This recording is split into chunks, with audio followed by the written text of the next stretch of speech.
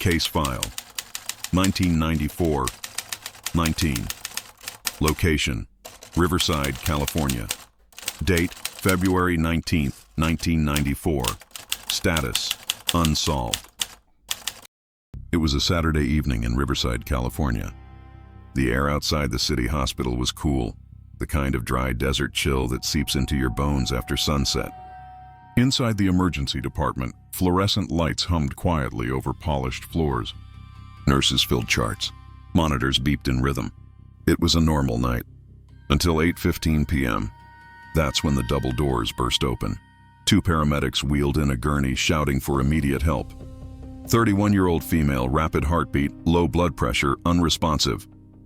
The woman's name was Gloria Ramirez, a mother of two, battling advanced cervical cancer.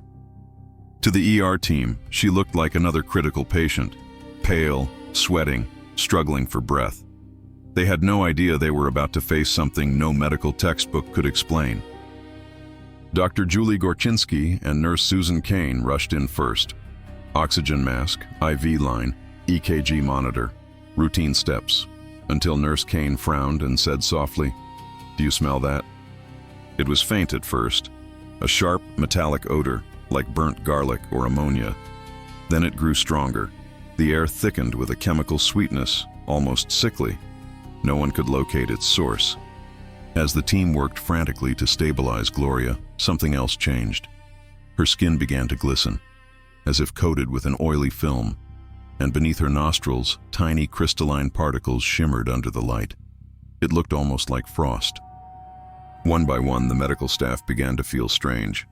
First lightheadedness, then nausea. Nurse Kane stumbled backward, dizzy. A doctor gasped for air and slumped against the wall. Another collapsed onto the floor. Within minutes, the emergency room, a place meant to save lives, had become toxic. Hospital security rushed in as alarms blared. Patients were wheeled out into the hallway. Doctors wearing makeshift masks dragged their unconscious colleagues to safety. The remaining staff sealed off the room. Inside, only two physicians remained, desperately trying to revive Gloria Ramirez.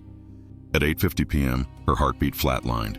She was pronounced dead, but for Riverside General Hospital, the nightmare had just begun. By 9 p.m., 23 staff members showed symptoms of chemical exposure: nausea, fainting, muscle spasms. 5 were hospitalized. Nurse Susan Kane developed severe breathing problems and spent weeks in intensive care. Her white blood cell count plummeted to near zero. Doctors were baffled. What could cause such widespread reaction from a single patient? The county declared a biological hazard emergency. The ER was evacuated and sealed for investigation. The air was tested. Nothing. No trace of chlorine, no gas leaks, no radiation. Meanwhile, Gloria's body was placed in a sealed aluminum coffin and sent to the coroner's office in Sacramento. But when the technicians opened it, the smell returned. That same metallic sweetness filled the room. Autopsy staff wore hazmat suits.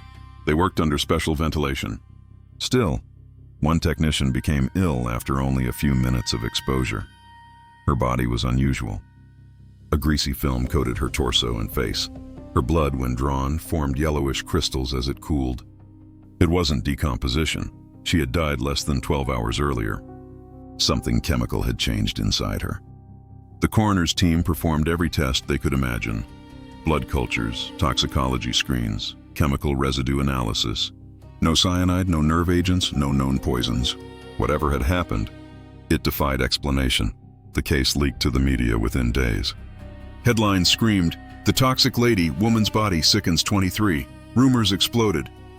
Was she contaminated by a lab experiment? Was there a viral outbreak? Had she been exposed to radiation treatment gone wrong?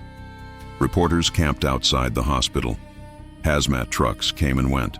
Residents whispered that the hospital was cursed. Behind the scenes, investigators searched for logic. One theory quickly surfaced. They found traces of dimethyl sulfoxide, DMSO, in Gloria's home, a solvent once used as a pain reliever in the 1960s before being banned. It was sold illegally in hardware stores as a degreaser. Many cancer patients used it to ease pain, rubbing it on sore muscles. It could leave the skin shiny, just as staff described.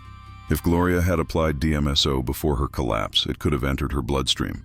Inside her body, high oxygen levels from the hospital treatment might have oxidized the DMSO into dimethylsulfone, forming those mysterious crystals seen in her blood. And when the defibrillator shock hit, the electrical energy and oxygen-rich environment might have triggered a final transformation, dimethyl sulfate, a deadly nerve gas. It was a perfect chemical chain reaction, terrifying but scientifically possible. Dimethyl sulfate causes respiratory failure, paralysis, and organ collapse, exactly what the hospital staff experienced. It seemed like the mystery was solved. But when scientists tried to reproduce the reaction in a lab, it failed. They couldn't make it happen. Not once, and no dimethyl sulfate was ever found in the autopsy samples. No chemical residue. No gas burns, nothing. The DMSO theory fell apart. Months passed. Gloria's family demanded her body back for burial, but authorities delayed the release, afraid of contamination. She was kept refrigerated for over 2 months, sealed in multiple layers of plastic and metal. When the funeral finally came, the casket remained closed. No one was allowed near her. Her husband described the service as quiet, distant, unreal. A mother of 2, treated like a weapon, but the questions never stopped. Independent scientists reviewed the case again. Some claimed the hospital's ventilation system had failed, trapping anesthetic gases that mixed with bodily fluids. Others insisted it was mass hysteria, that fear, not toxins, caused the collapse of medical staff. But mass hysteria doesn't cause low white blood cell counts. It doesn't make crystals form in human blood. It doesn't leave oily residues or chemical odors that linger for weeks. Something happened in that room. Something the human body isn't supposed to do. Years later, one of the ER doctors, Dr. Gorchinsky, spoke publicly for the first time. She described the exact moment she felt the room spin, the air tighten, her throat close. She said it felt like invisible fingers pressing on my lungs. She was hospitalized for months. Even after recovery, she suffered chronic health problems, nosebleeds, migraines, breathing issues. Her career in emergency medicine ended that night. To this day, she refuses to enter a hospital ER. In 1995, the official report was released. It concluded that the most likely explanation was exposure to dimethyl sulfate, created from an unknown chemical reaction inside Gloria's body. But even the report admitted there was no conclusive evidence, only assumptions. The file was marked unsolved. Decades later, the case still haunts toxicologists. How could a human body, under normal conditions, emit gas lethal enough to sicken dozens and yet leave no trace? Could cancer treatment drugs or chemotherapy byproducts have interacted in ways not yet understood? Or was there something entirely new, a phenomenon science has not yet identified? In the quiet hours of the night, when the morgue lights are dim and the air still, some of the technicians from that case say they can still recall the smell. That faint sweetness in the air. They say it was unlike anything else. Not decay, not disinfectant, not medicine. Something alien. For the families involved, the trauma never faded. The nurses who fainted that night still wake in cold sweats, reliving the moment the air turned thick. The paramedics who brought her in left the profession entirely.